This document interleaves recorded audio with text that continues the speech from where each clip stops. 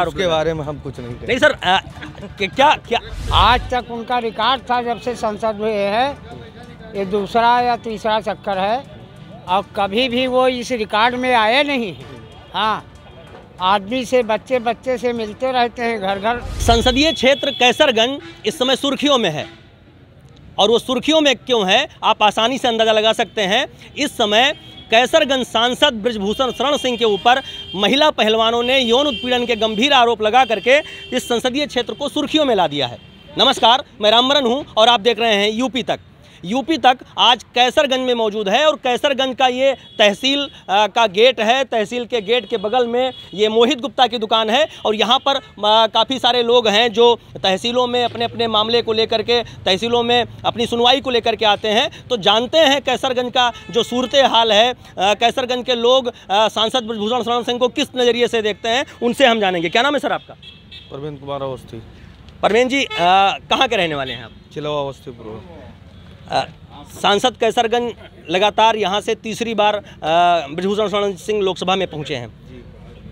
कितनी किस तरीके के उनके कार्यकाल को आप देखते हैं? बहुत अच्छा। किस कद के नेता हैं?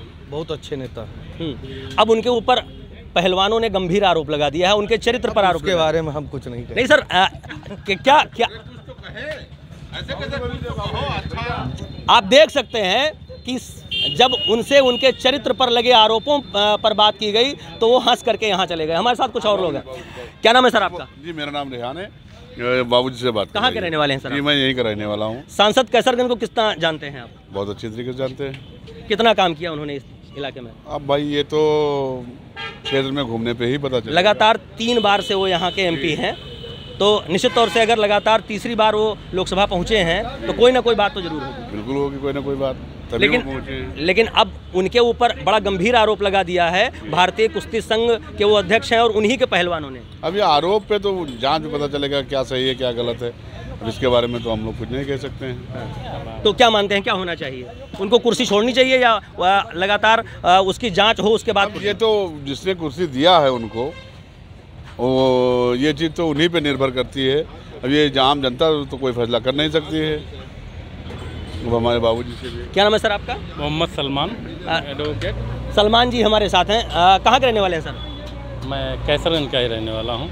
ये बताइए कि सांसद कैसरगंज की जो शख्सियत है, जिस तरीके के वो नेता हैं, हमने जो अब तक देखा है कि अलग अलग धर्मों के लोग, अलग अलग तबके के लोग, अलग अलग जातियों के लोग ये मानने को तैयार नहीं है कहीं ना कहीं जो उनके ऊपर आरोप लग रहा है। इसको किस नज़रिए से देखते हैं? कहीं उनको लेकर के लोगों के अंदर खौफ है या उनके प्रति लोगों की मोहब्बत है? देखिए, इससे पहले ऐसा कोई मामला प्रकाश में नहीं आया है संसद जी के विरुद्ध, माननीय संसद जी के विरुद्ध। और दरअसल अब जांच बैठी है, जांच जो फाइनल करेगी वही न्याय मिलेगा उनको।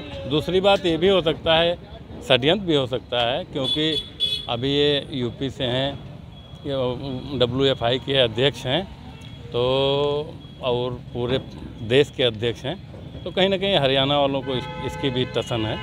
अब ये जांच से क्लियर हो जाएगा। लेकिन हरियाणा तो हिंदुस्तान में है और वो भारतीय कुश्ती संघ के अध्यक्ष हैं, तो हरियाणा को क्या अलग करके देखना है? नहीं, वो यूपी से हैं, हमारे संसद हैं कैसरगंज से, और हरियाणा का कोई अध्यक्ष। आपको लगता है कि जब देश की बात हो और ये जो कुश्ती संघ में जो मेडल आ रहे हैं वो दूसरे देश की धरती पर लड़ करके आ रहे हैं, तो अंदर क्षेत्रवाद हरियाणा, यूपी, इसको कितना सही माने? कहीं ना कहीं क्षेत्रवाद है।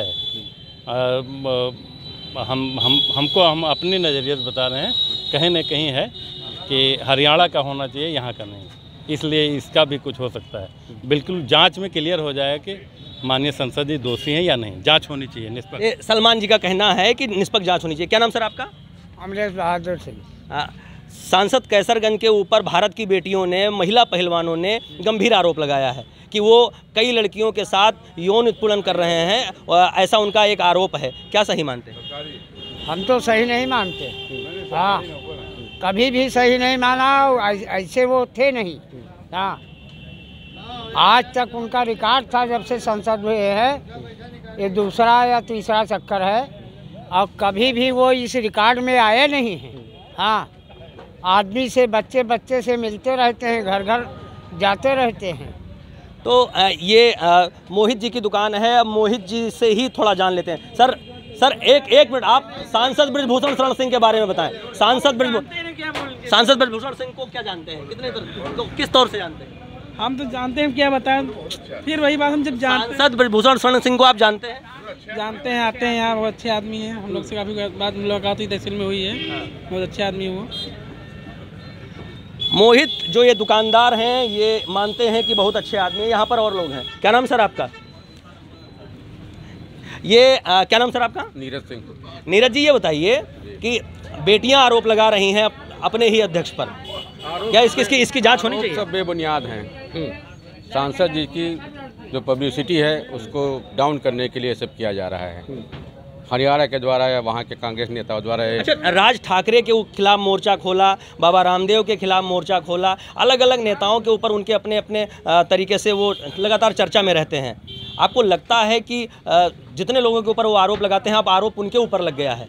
जो गलत था उसके खिलाफ उन्होंने आरोप लगाया, और आरोप उनके खिलाफ लगा वो बेबुनियाद है, निराधार है, कोई इसमें कोई दम नहीं। तो ये नीरज जी हैं, नीरज जी का कहना है कि आरोप बेबुनियाद हैं।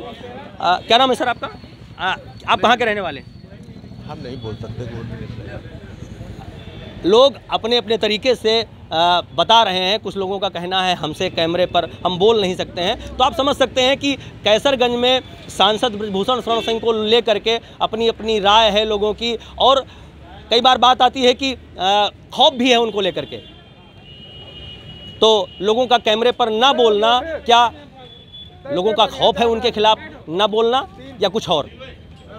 रामवरण चौधरी, कैसरगंज, बहराइच, यूपी तक।